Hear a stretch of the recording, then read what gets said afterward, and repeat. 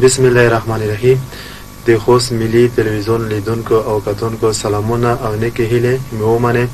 استاد دلبر سروری یم. نن ورځ د اتم ټولګي ریاضي د جذر مربع میزان ده، یعنې د مربع جذر سمولی دی چې آیا کله چې موږ او تاسو د یو عدد جذر ونیولو چې آیا د عدد جذر مو سم نیولی دی او که سم مو نه دی نیولی.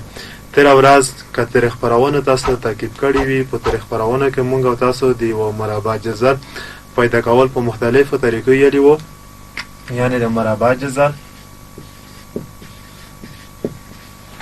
پیدا کول یوه د تجزیه طریقه وه،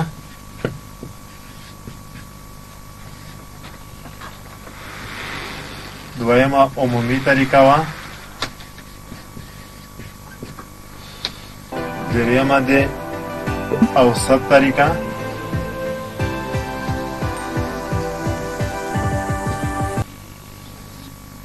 څلورمه د فرمول طریقه.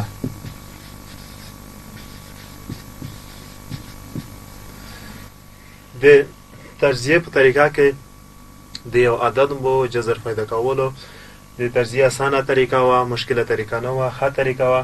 خو مشکل دا کې کوو چې ولته به د یوه عدد مو که چې کله مربع جذر اخیستلو نو تام عدد به راوتلو، یعنې اشري عدد به نه راوتلو.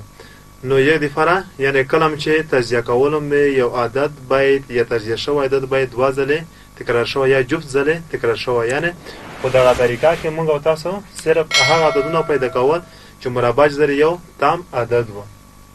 دویمه مو عمومي طریقه ویله. عمومي طریقه بیا ښه طریقه وه، نسبت تجزیه طریقې ته اسانه طریقه وه. په دا طریقه کې بیا موږ او تاسو د ټولو عددونو جذرونه پیدا کولی شول، یعنې که اشري جذر و او که غیر اشري جذر و ټوله مو پیدا کولی شول. خو د دې نه تجزیه طریقه ښولی به دا کوو چې تجزیه طریقه په واسطه مو دریم جذر، څلورم جذر، پنځم جذر دا پیدا کولی شو.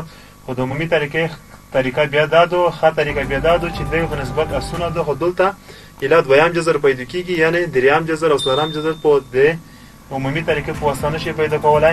د تجزیه طریقه په خپل وخت مهمه ده او عمومي طریقه په خپل ځای هم مهمه ده. درېیمه مو د اوسط طریقه ویله. دا پخوانۍ طریقه ده، دا تقریبي طریقه ده. د دې په واسطه موږ او تاسو دقیق جذر نشو معلومولی، یعنې یو څه اندازه به یا عدد زیات وي یا به کم وي.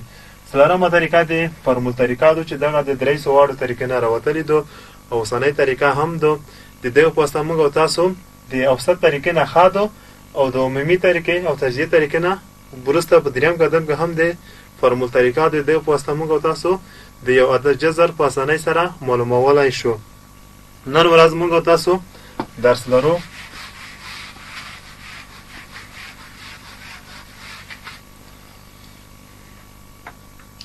اشاریه لرونکو عددونو جذرونه. اشاریه لرونکو عددونو جذر مربع یا د مربع جذر نیول. دا بیا په دوه ډوله دي. یو هغه دي چې اشاري رقمونه یې جفت وي. دویم یې چې اشاري رقمونه یې تاک وي. د مثال په ډول زه لیکم چې 543.25. کله چې د 543.25 یا د 543.25 عدد جذر المربع پیدا کوو، نو طریقه د عدد به یو ځلې د جذر لاندې وروستو هغه 5 مرحلې، شپږ مرحلې چې موږ تاسو مخته یېلې وي هغه به ټولې پرې تطبیقوو. عدد به د یو ځلې د جذر لاندې نیسو، بیا به عدد د ښي طرفه دوه دوهانې جدا کوو.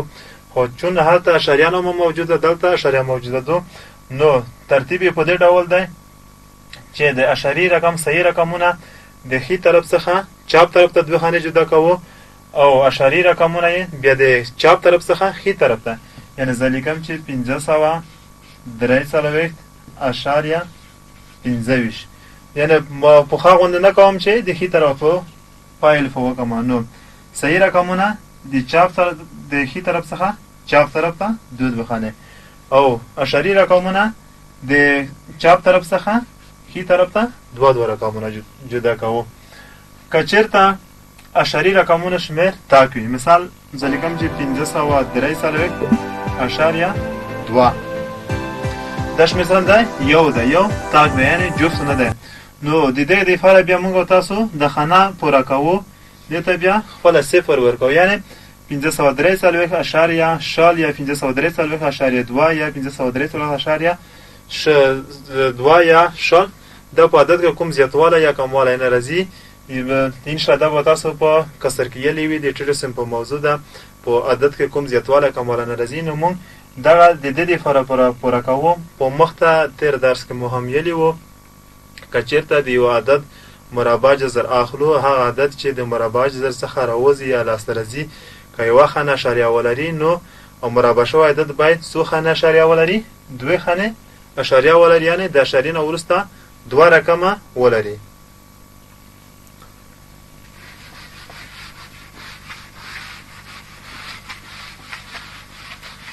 پوښتنه ده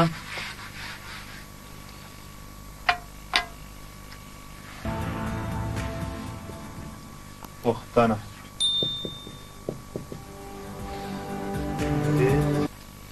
543.2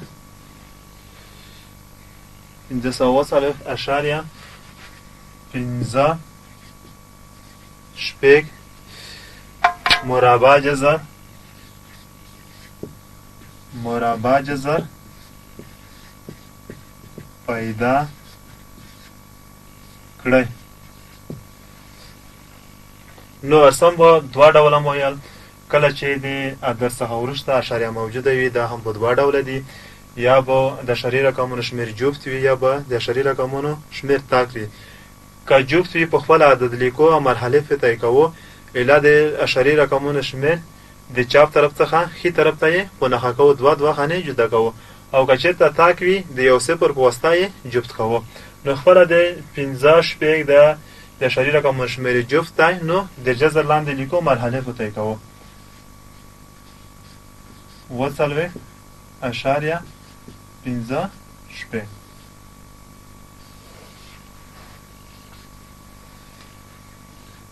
چپ طرف ته ښي طرف ته دوه خانې.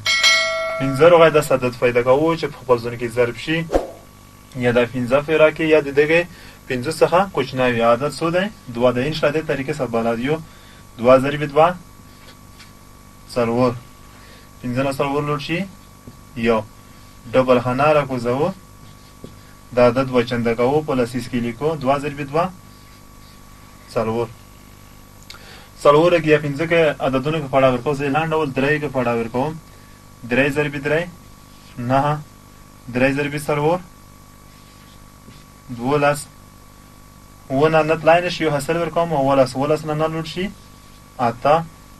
دلته 3 پوتې دي، 3 نه 2 لوټ شي یو، یو نه یو لوټ شي صفر لیکل ته ضرورت نشته. کله چې د اشاریې نوبت ته ورسېږي، اشاریه مستقیما لاندې پورته کوو. د عدد راکوزوم 15. د عدد وچنده کوم 2 ضرب 3 شپږ، 2 ضرب 2 څلور، د لسیز په خانه کې لیکم. اوس 850 عدد شو. دا عدد پیدا کوم چې هم دلته ولیکل شي او هم دلته ولیکل شي او د عدد په د عدد کې ضرب شي او 850 یا د 850 څخه کوچنی. زه څلور عدد لیکم. څلور ضرب څلور 14 یو حاصل. څلور ضرب شپږ 23 یو حاصل. 15 څو حاصله؟ 2 حاصله. څلور ضرب څلور 14 2 حاصله 18.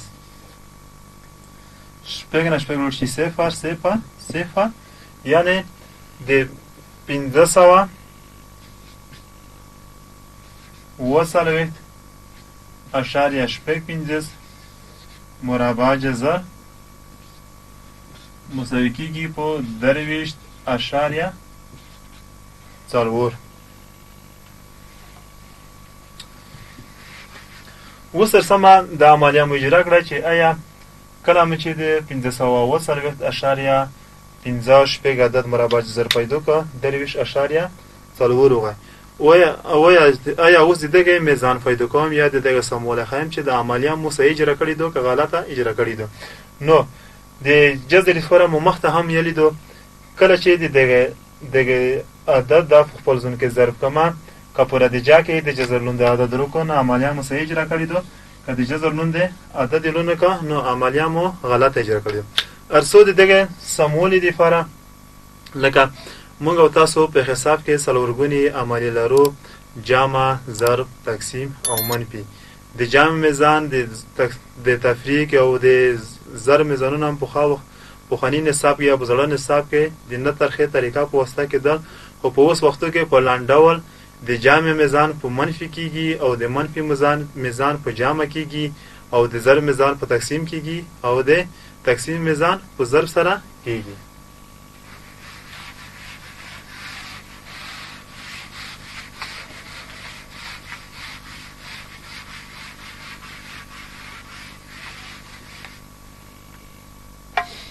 ځل یو ساده سوال 25 تقسیم په څلورو ساده مثال ده شپږ ضرب څلور 24 نو دغه برخه ته دغه 25 ته زه مقسوم یم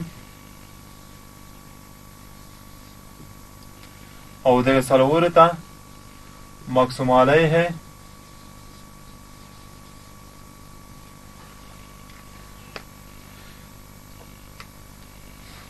دغه برخه ده په خاني نصاب کې بکی او تیل کې ده خو په اوس نصاب کې پاته او دغه شپږ ته خارجي قسمت یا د تقسیم حاصل خارجي قسمت یا د تقسیم حاصل. نو دا عملیه موږ اجرا کړه د دغه سموالی موږ تاسو په چی سره کوو په ضرب سره کوو په ضرب سره چې کله کوو داسې لیکو چې مقسوم علیه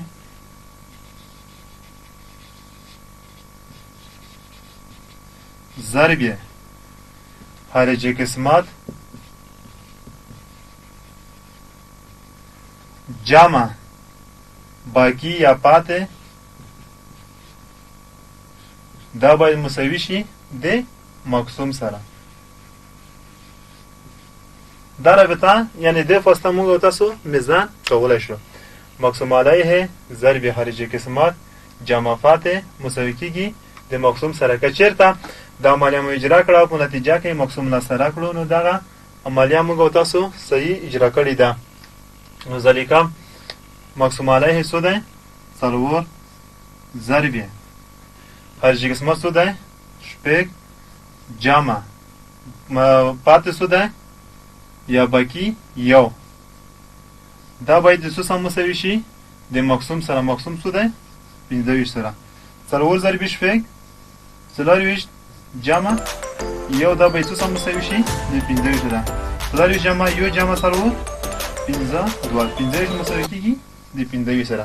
په دا طریقه موږ تاسو میزان کول نن یې ګورو چې آیا همدغه یو شرط کفایت ورته کوي او که همدغه یو شرط ورته کفایت نه کوي.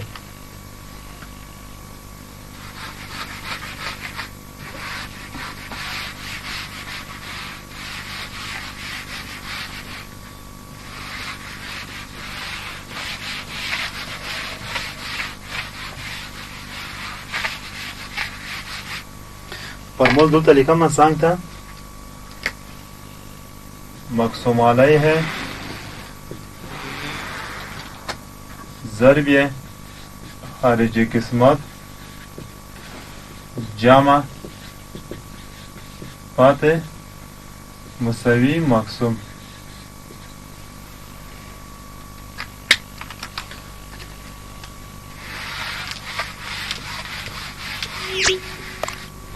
د ایجز دی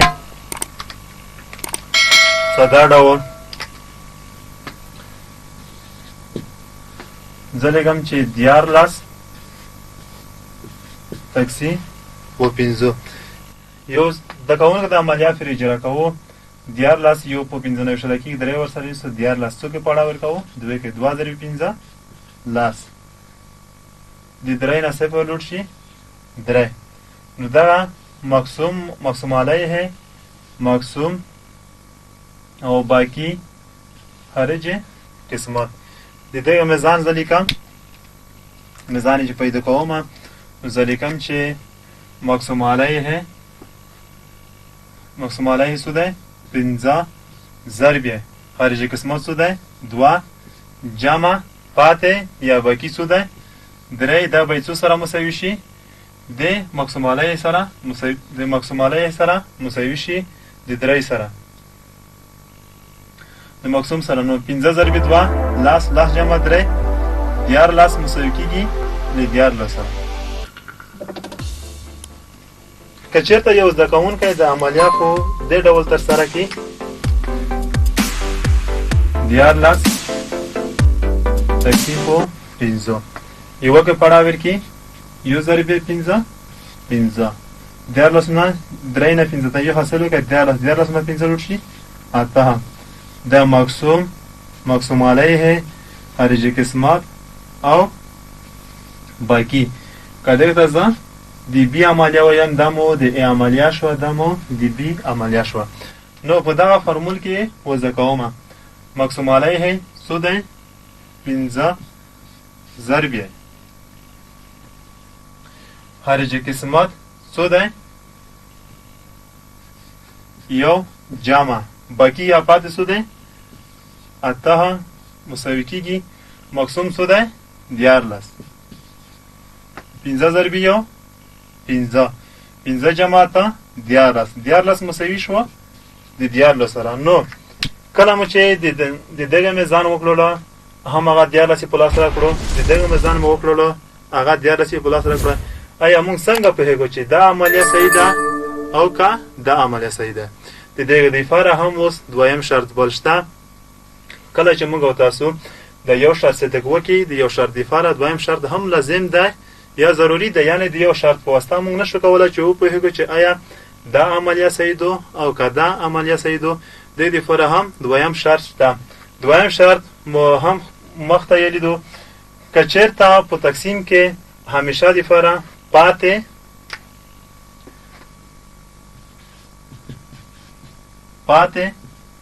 باید کوچنی وي د مقسوم علیه څخه د دویم اول شرط خو دا صحیح شو چې مقسوم ضرب خارج قسمت جمع پاتې مساوي کیږي په مقسوم سره د اول شرط په واسطه خو نشو معلومولی چې آیا د ای جز سم دی او که د بی جز سم دی د دویم شرط لیکو دویم شرط باید داسې ولیکو چې پاتې عدد همیشه لپاره باید کوچنی وي د مقسوم علیه څخه نو زه د ای جز کې لیکم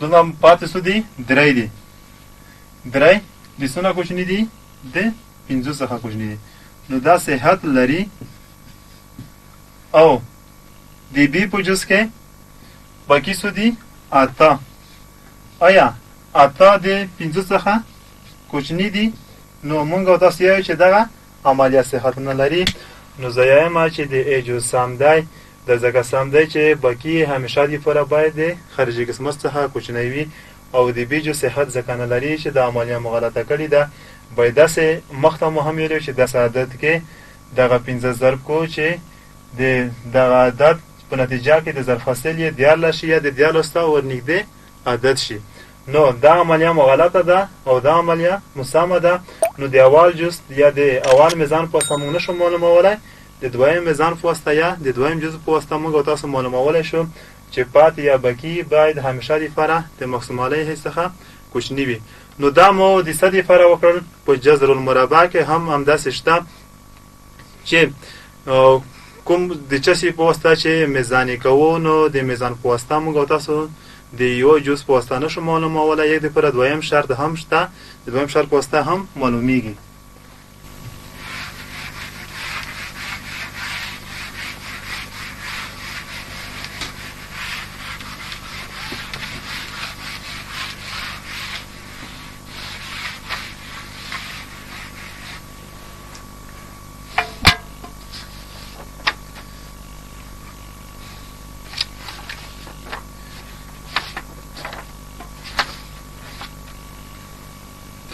لنډ ولیکم چې د یو سلو نه څلوېښتو مربع ضرب د ا په ډول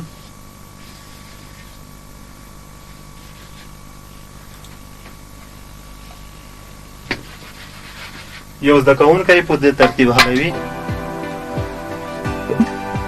دوه دوخانې اشارې سره بلد دي، یو پکې پاړه ورکوو، یو ضرب یو صفر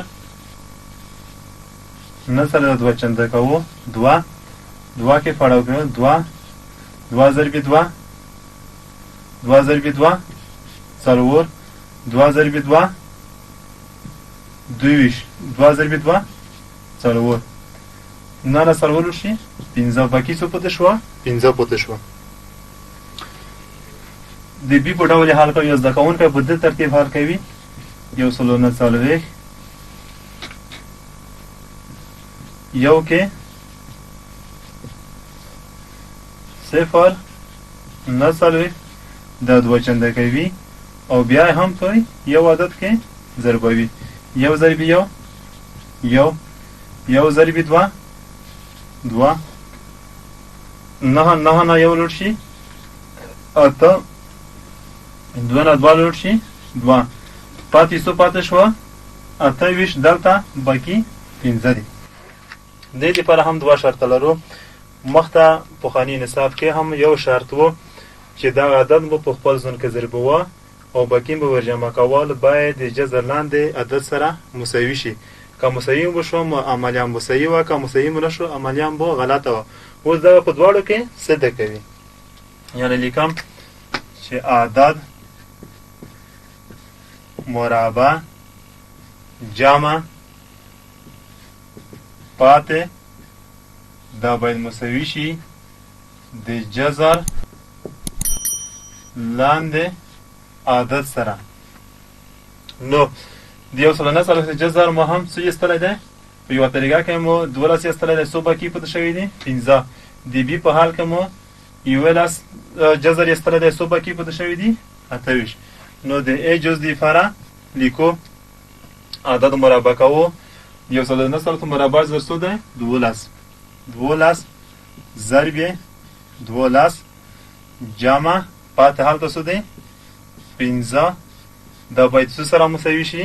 د یو سلو نه څلوېښتو سره. 12 ضرب 12 لنډ یو سلو څلور څلوېښت جمع 15 باید مساوي شي یو سلو نه څلوېښتو سره. 15 جمع څلور نه څلور، یو سلو نه څلوېښت مساوي کېږي په یو سلو نه څلوېښتو سره. اول څنګه اوس یې په دویمه تطبیق کوو چې آیا په دویمه دا هم صدقي که نه کې. بي جز عدد مربع کوم. د یو سلو نه څلوېښتو مربع جذر مونږ 11 پیدا کړی دی. څو باقي پاتې دی؟ 28.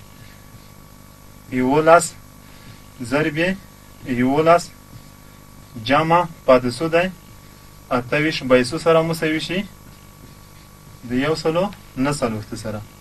11 ضرب 11 لنډ لیکم چې یو سلو 21 جمع 28 باید مساوي شي د یو سلو نه څلوېښتو سره. 8 جمع یو نه، 2 جمع 2 څلور، یو سلو نه څلوېښت مساوي دي د یو سلو نه څلوېښت سره. په عین وخت کې د یو سلو نه څلوېښت مربع جذر هم 11 راوتی دی. د یو سلو نه څلوېښت مربع جذر هم څو راوتی دی؟ 12 راوتی دی. آیا دا امکان لري د دواړو جزونه؟ نه لري.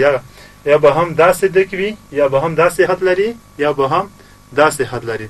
دغه د صحت دیفوره یعنی د یو شرط کفایت نه ورته کوي. د دویم شرط موږ هم لرو، لکه سره کوم چې مو په تقسیم کې وښودلو. نو دویم شرط یې داسې دی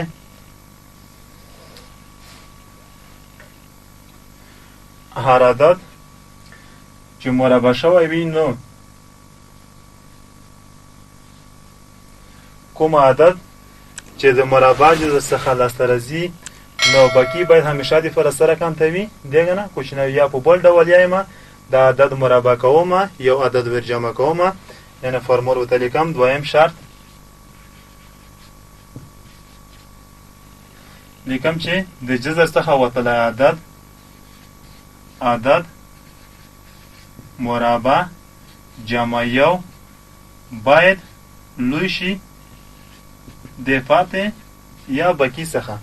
که چېرته دغې دویم شرط صحت وکړو نو هغه عملیه سمه ده، او که چېرته به کومه عملیه کې صحت ونه کړلو نو هغه عملیه غلطه ده. نو دویم فرمول یعنی اول په دوړه نه تطبیق شه. اول سره مونږ تاسو نشو پوهېدلی چې کومه عملیه سمه ده.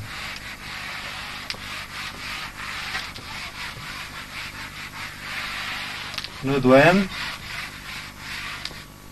شرط لیکم چې عدد مربع جمع یو دا باید لوی شي د فاتح څخه. نو د ای جز لپاره عدد مربع کوم 12 ضرب 12 جمع یو دا باید لوی شي فاتح نه. فاتح دلته څو راغلی و؟ 15 راغلی و. له 15 څخه 12 ضرب 12 یو سلو څلوېښت جمع یو سلو 15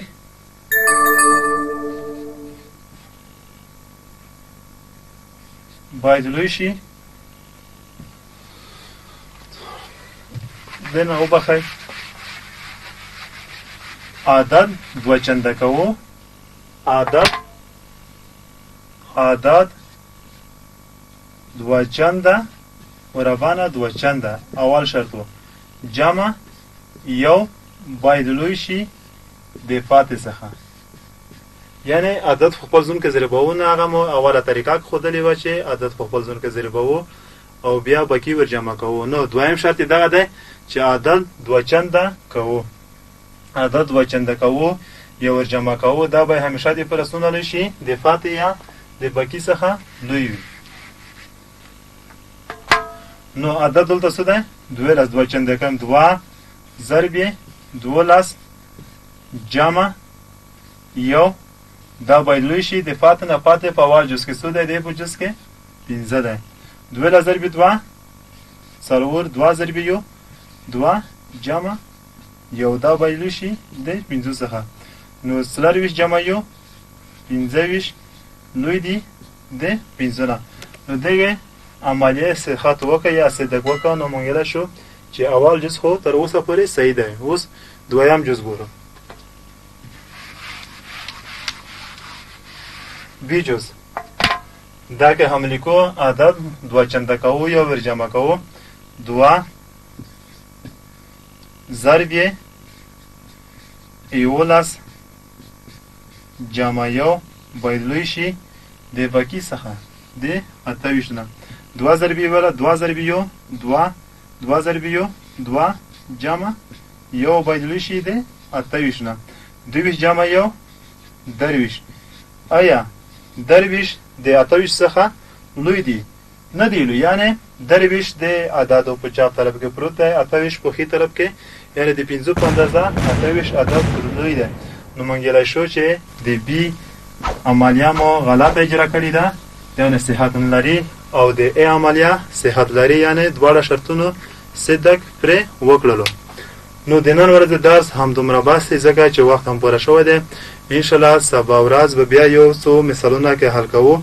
نو ښه ورځ او ښه شپه ولرئ.